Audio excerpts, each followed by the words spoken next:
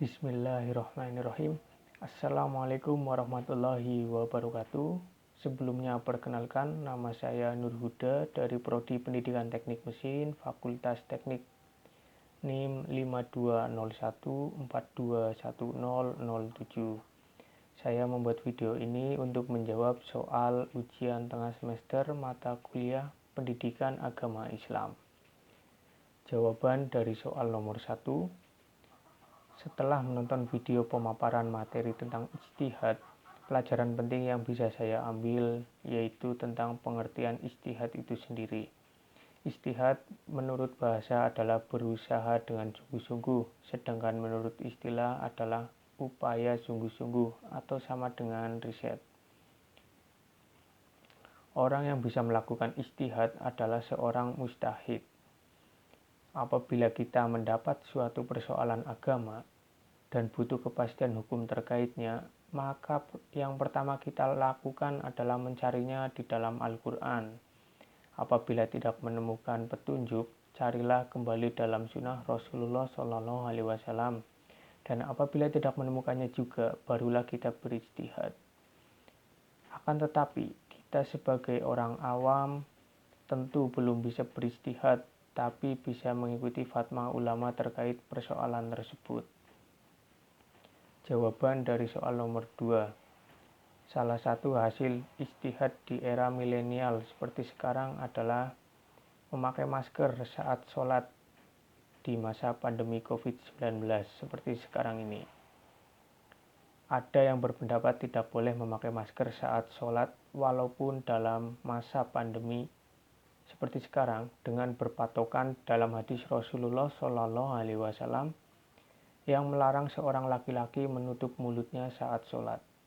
Namun dalam fatwa Al-Azhar disebutkan bahwa memakai masker ketika sholat pada masa pandemi seperti sekarang hukumnya boleh tanpa ada unsur kemakruhan sama sekali. Jika seseorang merasa khawatir atau yakin bahwa ia bisa terpapar virus COVID-19 jika tidak memakai masker khususnya saat sholat, maka hukumnya adalah wajib. Saya setuju dengan fatwa tersebut karena memakai masker adalah salah satu bentuk pencegahan penyebaran virus COVID-19 sebab demi kebaikan bersama. Jawab soal nomor 3.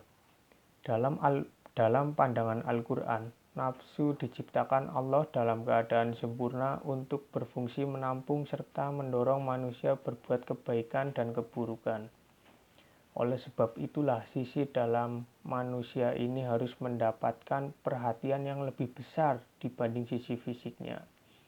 Hal ini sebagaimana firman Allah dalam surat Al-Syam ayat 7-8 yang berbunyi, demi nafs serta penyempurnaan ciptaan, Allah mengilhamkan kepadanya kefasikan dan ketakwaan. Pertanyaannya adalah, apakah nafsu harus dibesarkan atau dikecilkan perannya, atau sebaiknya bagaimana? Menurut saya, tergantung pada diri kita masing-masing, apakah kita bisa mengendalikan nafsu tersebut atau tidak. Jika kita bisa mengendalikan nafsu yang ada dalam diri kita, maka akal pikiran akan memegang kendali jiwa yang akan mendorong kita dalam perbuatan baik. Dalam hal tersebut, nafsu bisa dibesarkan. Namun sebaliknya, jika kita tidak bisa mengendalikan nafsu atau nafsu tersebut yang mengendalikan kita, maka akan merubah sikap menjadi keji, sesat, dan perbuatan buruk lainnya. Dalam hal ini, nafsu harus dikecilkan. Oleh karena itu, nafsu sangat penting untuk dikendalikan. Soal nomor 4. Mengapa Allah mewajibkan kita beribadah padahal Dia tidak membutuhkan ibadah itu? Alasan yang pertama, manusia diciptakan memang untuk beribadah sesuai dengan isi surat Al-Zariyat ayat 56 yang berbunyi, dan aku tidak menciptakan jin dan manusia, melainkan supaya mereka menyembahku. Alasan yang kedua, ibadah merupakan tanda syukur atas diciptakannya kita oleh Allah Subhanahu wa Ta'ala. Yang ketiga, sudah menjadi konsekuensi janji kita kepada Allah Subhanahu wa Ta'ala. Yang keempat, Allah satu-satunya yang tepat untuk disembah karena Dia Maha Kuasa. Dan yang kelima, adanya azab Allah di akhirat bagi orang yang tidak mengabdi kepadanya. Lalu, apa fungsi ibadah bagi kehidupan manusia? Jawabannya yang pertama, sebagai amal soleh yang akan menjadi bekal di akhirat kita kelak. Yang kedua, sebagai sarana mendekatkan diri kepada Allah Subhanahu wa Ta'ala. Yang ketiga, sebagai wujud syukur manusia kepada Allah yang telah memberikan banyak karunia-Nya. Dan yang keempat, sebagai sarana mencari ridho Allah. Soal nomor 5. Apa definisi agama Islam?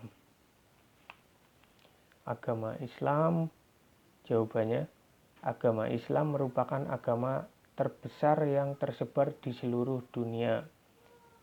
Agama Islam adalah istilah yang menunjukkan sikap dan sifat pemeluknya terhadap Allah Subhanahu wa Ta'ala. Kata Islam berasal dari kata aslama, yuslimu, dan islaman, yang berarti tunduk, patuh, dan selamat.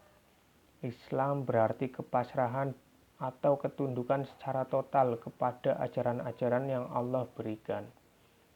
Sekian dari saya. Apabila ada salah kata atau jawaban yang kurang tepat, mohon maaf.